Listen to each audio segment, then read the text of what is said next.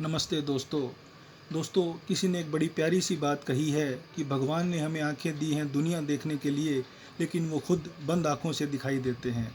दोस्तों, बात करते हैं एक राजा की। राजा जो भगवान में बहुत ज़्यादा यकीन करता था, बहुत भक्ति करता था, बहुत विश्वास रखता था। एक दिन वो भगवान के ध्यान में बैठा था कि भगवान ने उसे दर्शन दिए। भगवान ने जब दर्शन दिए तो भगवान ने कहा, राजन, मैं तुम्हारी तपस्या से, तुम्हारी भक्ति से बहुत प्रसन्न हूँ, बोलो तुम्हें क्या चाहिए। राजा ने कहा, भगवान, मेरे पास सब कुछ है, अच्छा राज्य है, अच्छी प्रजा है, अच्छे लोग हैं, अच्छा आसपास सब कुछ अच्छा है, मुझे कुछ नहीं चाहिए, सब कुछ सुख समृद्धि से सब कुछ अच्छा है और मुझे कुछ और नहीं चाहिए। तो भगवान ने फिर भी कहा, नहीं राजन, बताओ तुम्हें क्या चाहिए, मैं तुमसे प्रसन्न हूँ, मैं तुम्हें कुछ ना कुछ देना चाहता हूँ।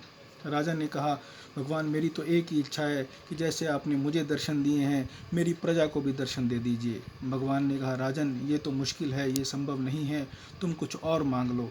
राजा ने कहा, नहीं भगवान, मुझे तो यही चाहिए। जैसे कहते हैं ना कि भगत के वश में है भगवान।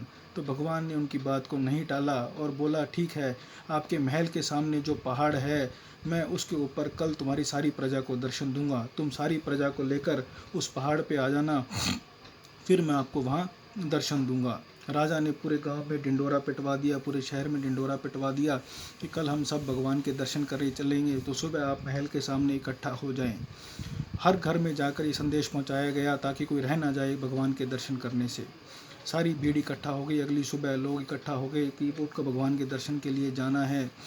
उसके बाद सारी भीड़ को लेकर राजा भगवान के दर्शनों के लिए चल पड़ा। जैसे ही वो थोड़ी दूर चले तो उन्हें तांबे के सिक्कों का एक ढेर दिखाई दिया। राजा को पता चल गया कि भगवान की कोई ना कोई लीला चल रही है। तो जो 50% लोग थे उस भीड़ में से, वो तांबे के सिक्कों को इकट्ठा करने में लग गए।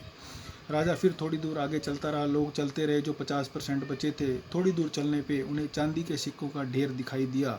जो 40% लोग थे वो चांदी के सिक्कों की तरफ चले गए। राजा ने उनको बोला, अरे भाई, कहाँ जा रहे हो, हमें भगवान के दर्शन करने हैं, रोज़ रोज़ थोड़ी होते हैं। तो लोगों ने कहा, जी सिक्के भी तो रोज़ रोज़ नहीं मिलते, हमें तो सिक्के चाहिए। तो 10% जो लोग थे वो राजा के साथ चल रहे थे। राजा ने सोचा भी चलो, इनको दर्शन नहीं करने, इनको सिक्के चाहिए, इनको जाने दो। तो 10% लोगों के साथ राजा आगे आगे बढ़ता रहा। थोड़ी दूर चलने के बाद सोने के सिक्कों का ढेर दिखाई दिया।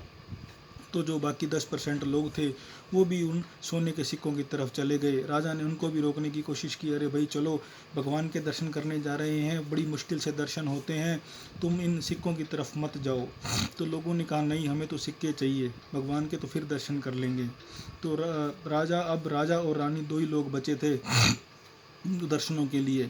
तो राजा और रानी चले जा रहे थे। तो राजा ने रानी को देखा और बोला, देखो, लोगों को भगवान के दर्शन नहीं करने, लोग अभी भी इस माया मोह में उलझे हुए हैं। तो रानी ने बिना कुछ बोले अपना सिर हिला दिया। तो थोड़ी दूर चले, राजा और रानी अकेले चले जा रहे थे। तो एक हीरो का ढेर दिखाई दिया, बहुत नायाब हीरे थे। तो रानी जो थी वो हीरो के ढेर की तरफ मुड़ गई। तो राजा को लगा कि ये क्या हुआ।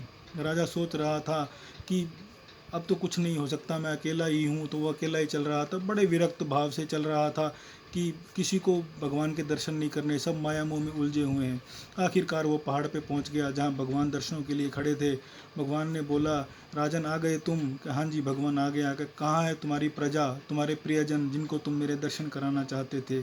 राजा नतमस्तक होकर खड़ा रहा, सर झुका के माफ़ी मांगने लगा भगवान से कि भगवान, मुझे माफ़ कर दीजिए, मैं प्रजा को दर्शन कराना चाहता था, लेकिन प्रजा जो है वो माया मोह में उलझी हुई है।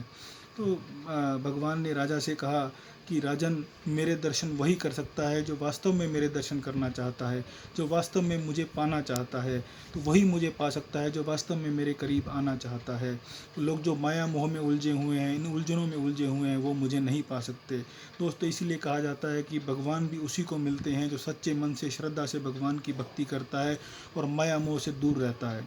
इसलिए भगवान सच्चे दिल से जो भी भगवान को याद करता है, भगवान उसको ज़रूर मिलते हैं। दोस्तों, जीवन बड़ा अनमोल है, इसको अच्छे से जिए। वो बात जो मैं हमेशा कहता हूँ दोस्तों, कि अपना हर दिन ऐसे जीना चाहिए जैसे कि ये ज़िंदगी का आखिरी दिन हो। धन्यवाद दोस्तों।